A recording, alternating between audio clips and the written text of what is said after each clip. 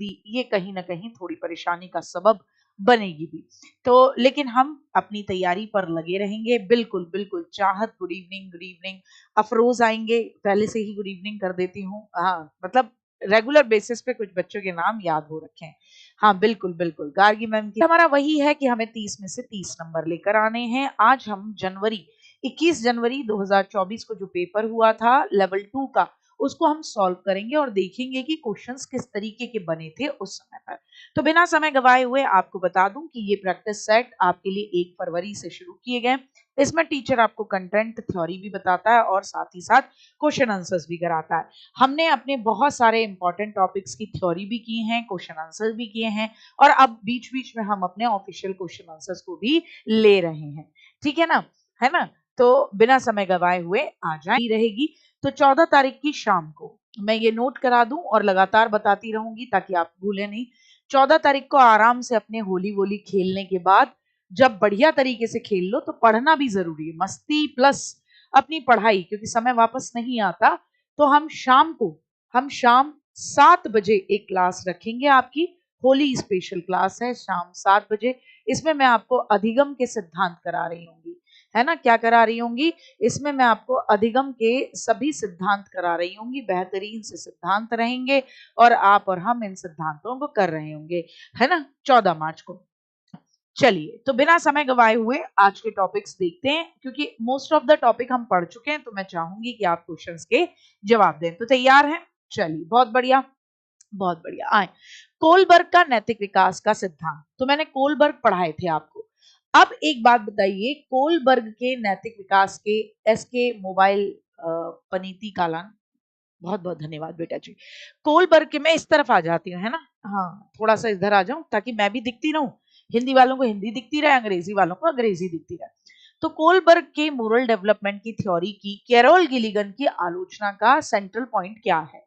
तो दीदी ने भैया की बहुत ज्यादा आलोचना की थी।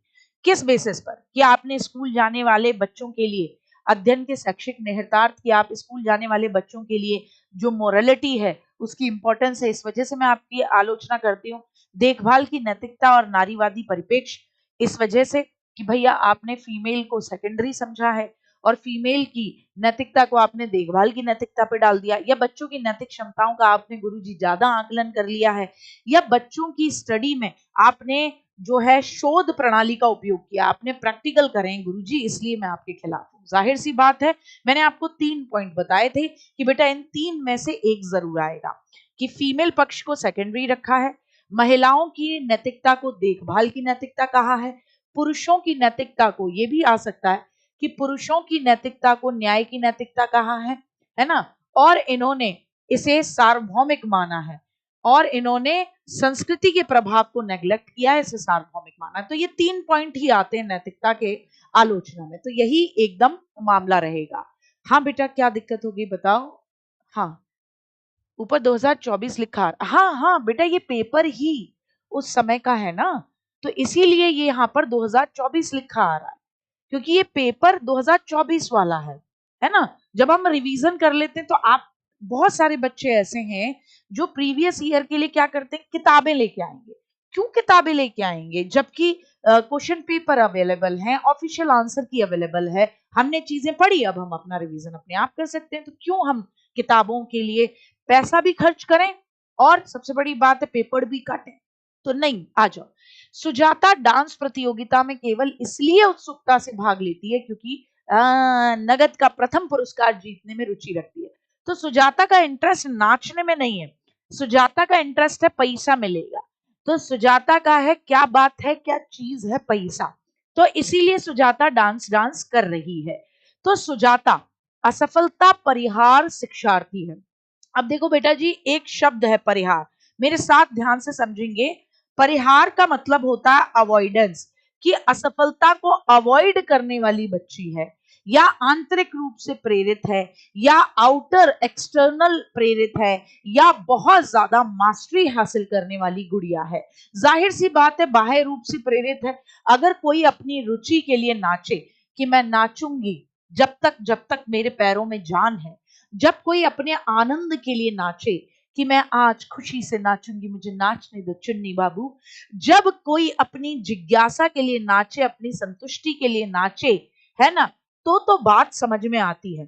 तो जब भी कभी इंटरनल मोटिवेशन होगा तो ये शब्द आपको देखने को मिलेंगे। रुचि मिलेगा, उन आनंद मिलेगा, जिज्ञासा मिलेगा, संतुष्टि मिलेगी, सेटिस्फेक्शन मिलेगा।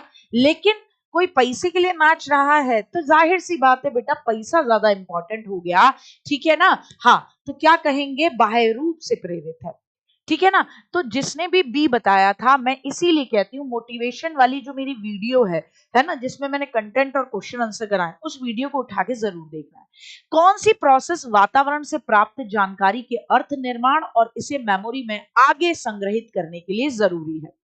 कौन सी प्रोसेस, कौन सी प्रोसेस वातावरण से प्राप्त जानकारी का आप क्या मतलब समझ रहे हो, और उसको मेमोरी में स्टोर करने के लिए कौन सी चीज जरूरी है? रिट्राइवल, रिट्राइवल का मतलब होता है पुनः प्राप्त करना, ठीक है ना। व्लॉगर पूछ रहे हैं what are you guys doing, they are studying and they feel the same for you that you should also study के लिए, आगे मेमोरी के लिए उसको स्टोर कर रहे हो। तो इसे रिट्राइवल बोलोगे, इसे अवधान बोलोगे, इसे क्षय बोलोगे, इसे भूलना बोलोगे। भूलना नहीं बोलोगे, भूलना या डिके नहीं बोलोगे, इन दोनों में से बताओ। देखो यार, थोड़ा सा फोकस करो। पहले पता है बहुत सारे बच्चे आंसर सही दे रहे थे, फिर वो थोड़ा सा क्या कर गए हैं, गड़बड़ी कर गए हैं। तो मैं चाहूंगी प्लीज, जो कुछ बच्चे ए बोल रहे हैं, कुछ बी बोल रहे हैं, क्वेश्चन को ध्यान से एक बार मेरे कहने पर देख लो, कोई नुकसान नहीं है। मतलब बहुत प्यार से, बहुत अच्छे तरीके से क्वेश्चन इस मुद्दे पर बात कर रहा है कि भैया अपने बच्चों को आप आसानी से इस पर लेकर चल सकते हैं, मतलब बहुत ज्यादा परेशानी की बात है ही। फिर ए, मैंने समय दिया लेकिन फिर भी गड़बड़ी।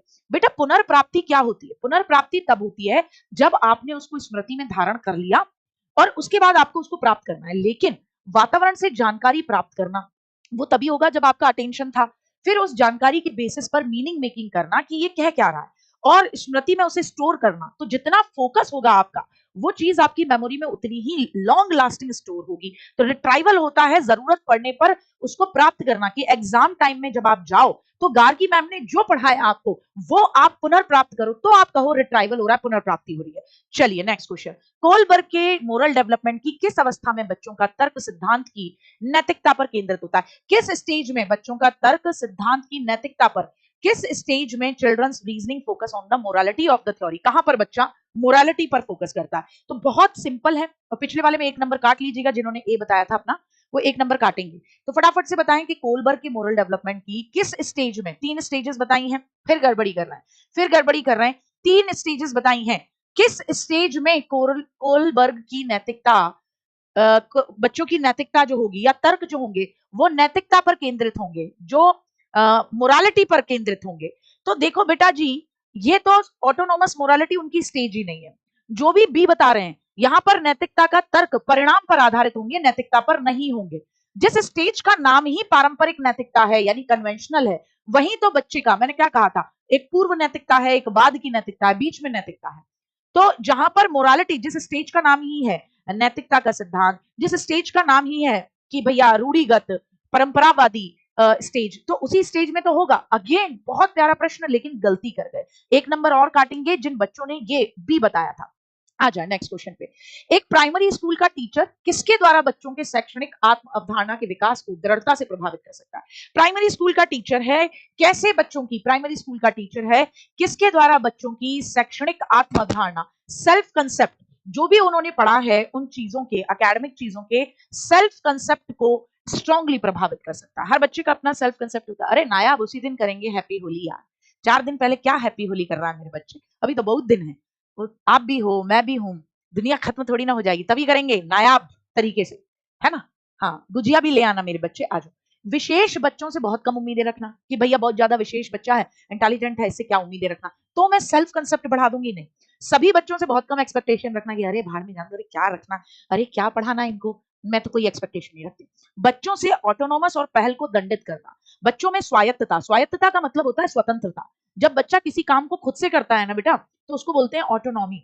बच्चों की, अगर आपने किसी चीज की पहल की, आपने इंडिपेंडेंटली किसी चीज को करा कि दीदी हमने भी है ना इस प्रैक्टिस सेट को ना पहले ही लगा लिया और हमने अपने आंसर भी चेक किए, तो मैं कहूँ कि क्यों करा, मेरे संग करना चाहिए था, मैं आपको दंडित करूं। या बच्चों में उनकी जो फ्रीडम है, पहल है, उसको पुरस्कृत करूंगी। बहुत अच्छी बात है बेटा अगर आपने ऐसा किया और एक एक ऑप्शन को एनालाइज किया, बहुत बढ़िया।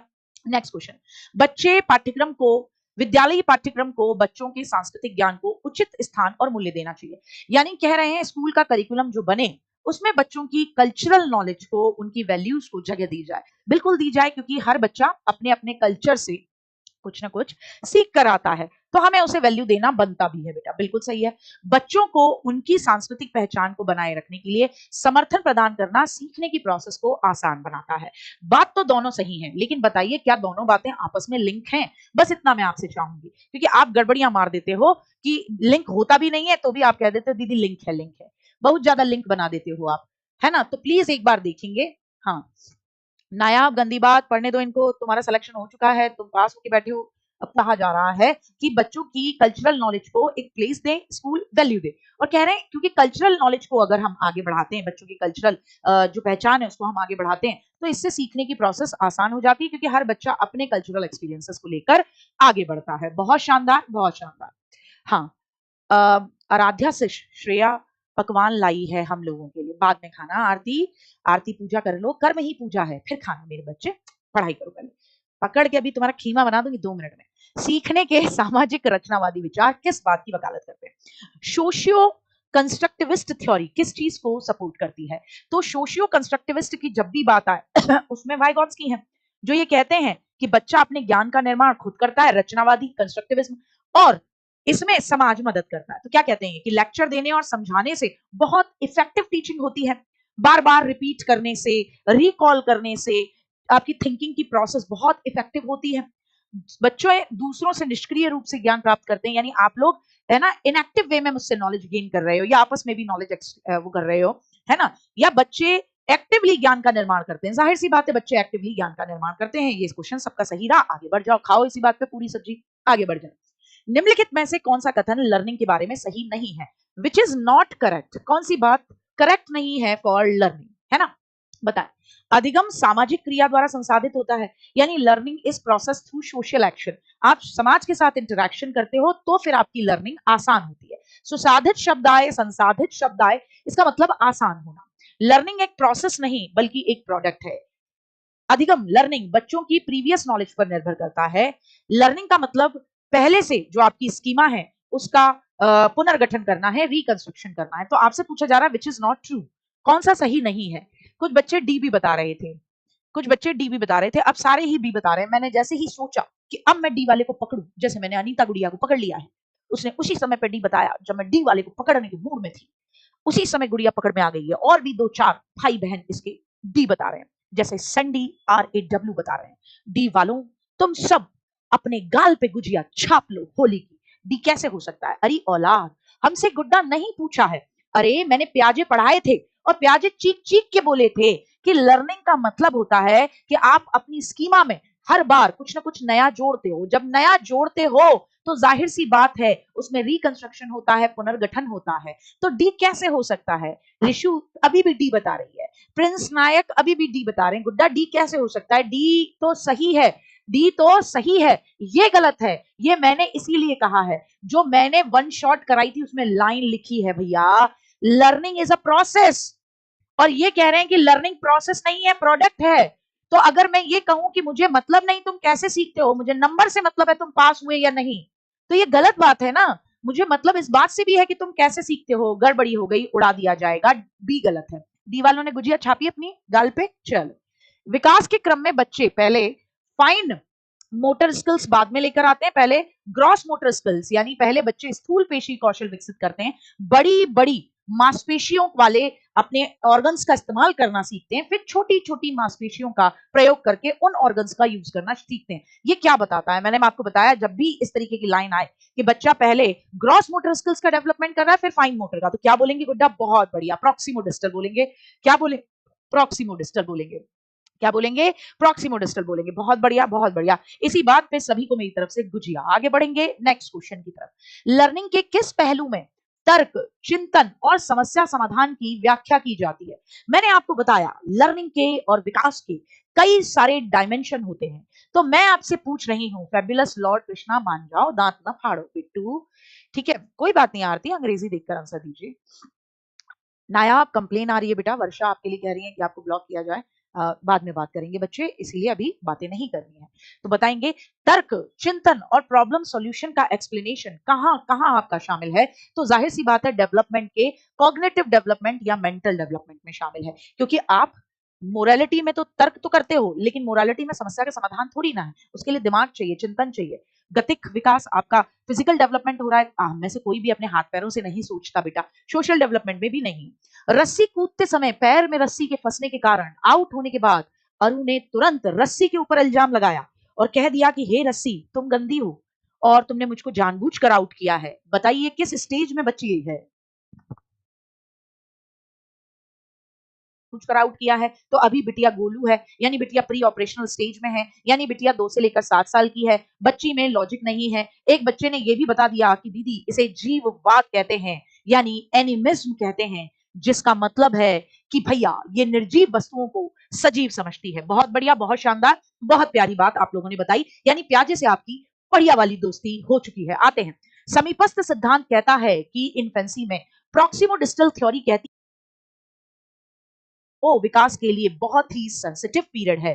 सूक्ष्म गतिक कौशल के विकास के साथ साथ शारीरिक विकास तेजी से होता है।